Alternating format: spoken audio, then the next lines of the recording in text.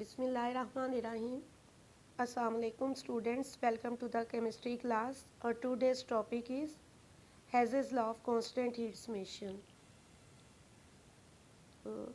सबसे पहले हम इसकी स्टेटमेंट पढ़ेंगे. Please open page number 206 and 7 of your text book. 207 page पे आपको ब्लू कलर में हाईलाइटेड स्टेटमेंट नज़र आ रही है लॉ की. If a chemical change takes place by several different routes, the overall energy change is the same regardless of the route by which the chemical change occurs, provided the initial and final conditions are the same.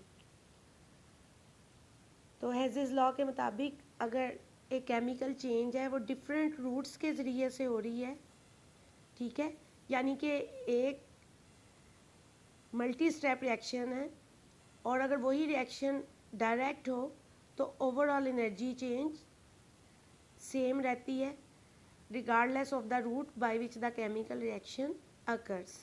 ठीक है, तो सबसे पहले आपकी heading आएगी statement की, फिर mathematical representation. Page number 207 पे देखें, स्टेटमेंट के नीचे हेडिंग दें मैथमेटिकल रिप्रेजेंटेशन. यहाँ पे आपको एक साइकिल नज़र आ रहा होगा कि केमिकल रिएक्शन में ए डायरेक्टली कन्वर्ट हो रहा है डी में, ठीक है, और जो एंथैल्पी चेंज है दैट इज डेल एच. और अगर यही रिएक्शन ए इंटू बी यानी कि ए बी में कन्वर्ट हुआ, the enthalpy change is del H one, then B is converted to C, the enthalpy change is represented by del H two, and then C is converted to D. C is converted into D, the enthalpy change is del H3. And according to Haze's law of constant heat summation, A can be converted to D directly in a single step and heat evolved is del H. If the reaction can have a route from A to B and B to C as shown below, then according to Haze's law, del H is equal to del H1 plus del H2 plus del H3, और mathematically we can say summation del H is zero, क्योंकि del H किसके बराबर है, A जो D में convert हो रहा है, del H is equal to del H1 del H plus del H2 plus del H3, so summation del H is equal to zero. ठीक, अब हम इसको थोड़ा सा एक्सप्लेन करते हैं. सबसे पहले आपकी यहाँ पे आपने लिखना है statement, then mathematical representation and now explanation. अब बहुत से ऐसे कंपाउंड्स होते हैं जहाँ पे हम डेल एच डायरेक्टली मेजर नहीं कर सकते बाय कैलोरीमेट्रिक मेथड. यहाँ पे 3 एग्जांपल्स आपको दी हुई हैं एक्सप्लेनेशन में. Number 1, the formation of carbon tetrachloride CCl4, carbon tetrachloride. तो हमारे पास कोई ऐसा मेथड नहीं है कि हम डायरेक्टली कंबाइन करें कार्बन और क्लोरीन को, कार्बन टेट्राक्लोराइड बन जाए और हम एंथैल्पी जो है उसको मेजर कर सकें. और सिमिलरली अगर हम देखें तो हमारे पास कोई भी ऐसा मेथड नहीं है कि हम इसको इजीली डीकम्पोज करें इसके कंस्टिट्यूएंट्स में. So the heat of formation of carbon tetrachloride can not be measured directly. ठीक है, यहाँ पे पहली एग्जांपल पे या 1 लिख लें या एक बना लें, डॉट बना लें या स्टार. और दूसरी एग्जांपल है कंपाउंड्स की, boron oxide and aluminium oxide. हम बोरोन ऑक्साइड और एल्यूमिनियम ऑक्साइड को भी इनकी हीट ऑफ फॉर्मेशन को डायरेक्टली मेजर नहीं कर सकते. उसका रीज़न क्या है? उसका रीज़न ये है कि जब ऑक्सीजन और बोरोन या एल्यूमिनियम ऑक्सीजन के दरमियान रिएक्शन होता है तो एक प्रोटेक्टिव लेयर बन जाती है ऑक्साइड्स की. ठीक है, और इस प्रोटेक्टिव लेयर की वजह से हम डायरेक्टली एंथैल्पी ऑफ फॉर्मेशन है इसको मेजर नहीं कर सकते. और तीसरी एग्जांपल है heat of formation of carbon monoxide can not be measure directly. ये क्यों डायरेक्टली मेजर नहीं हो सकती? Due to the formation of carbon dioxide with it. अब कौन सी प्रॉब्लम्स हमने डिस्कस की हैं? नंबर 1 कार्बन टेट्राक्लोराइड की, कि हम कोई भी हमारे पास डायरेक्ट मेथड नहीं है, ना इसकी फॉर्मेशन का ना डीकम्पोजिशन का। दूसरी हमने कौन सी मेजर की है?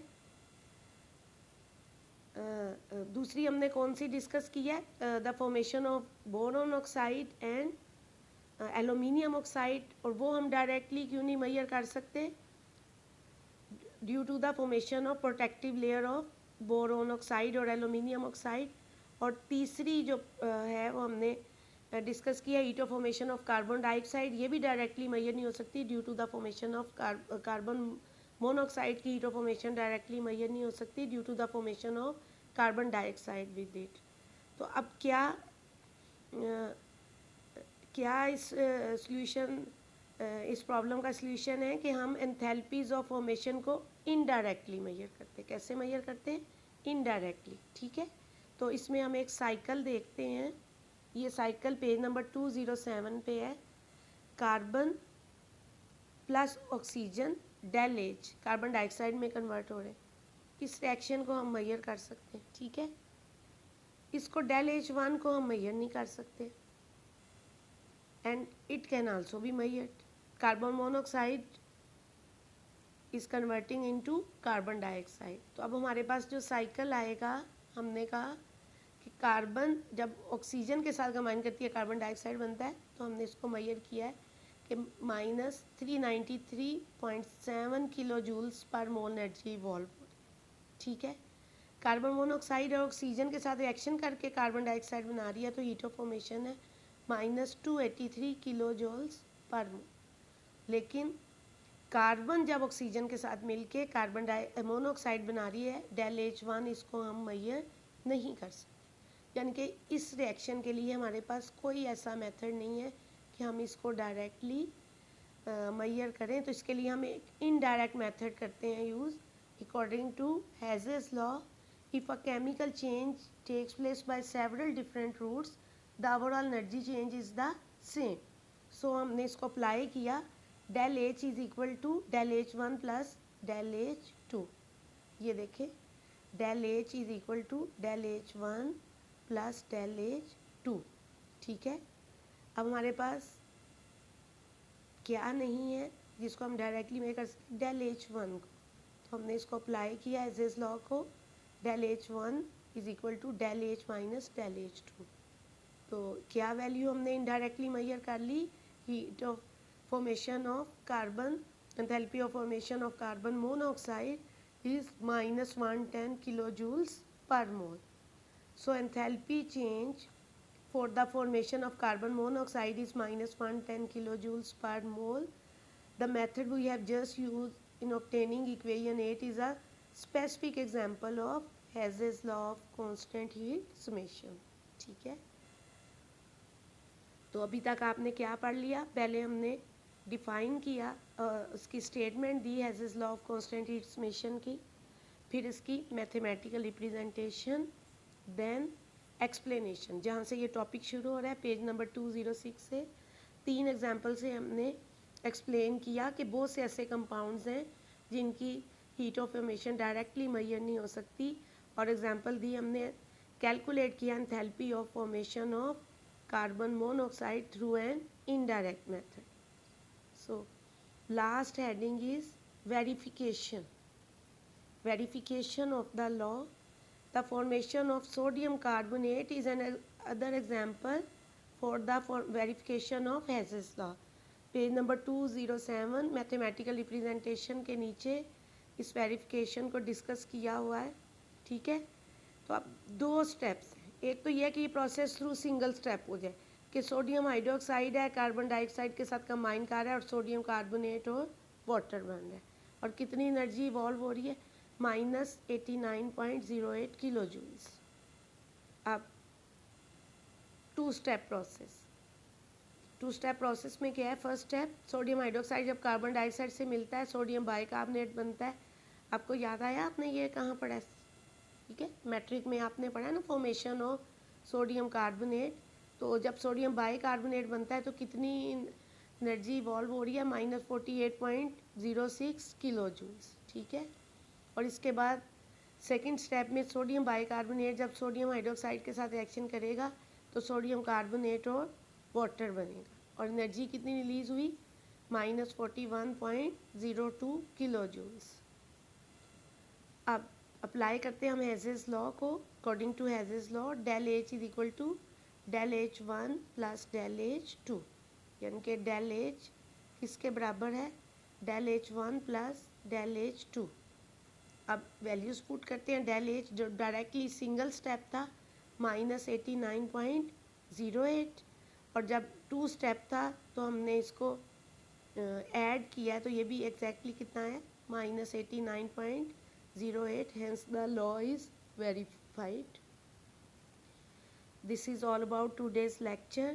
हेजेस लॉ पढ़ा है, दोबारा चेक कर लें, आपने हेडिंग्स दे ली हैं। नंबर 1 स्टेटमेंट, उसके बाद मैथमेटिकल रिप्रेजेंटेशन, एक्सप्लेनेशन। एक्सप्लेनेशन आप अपने वर्ड्स में भी लिख सकते हैं। देन एग्जाम्पल, एग्जाम्पल हमने दी है heat of formation of carbon monoxide, जिसको डायरेक्टली मेजर नहीं किया जा सकता था, इनडायरेक्ट वे से मेजर किया है। And then verification of the law through the formation of sodium carbonate. Single step process हमने देखा है, इसके बाद टू स्टेप प्रोसेस देखा है और वेरीफाई किया है कि hedges law of constant heat summation is verified through this example.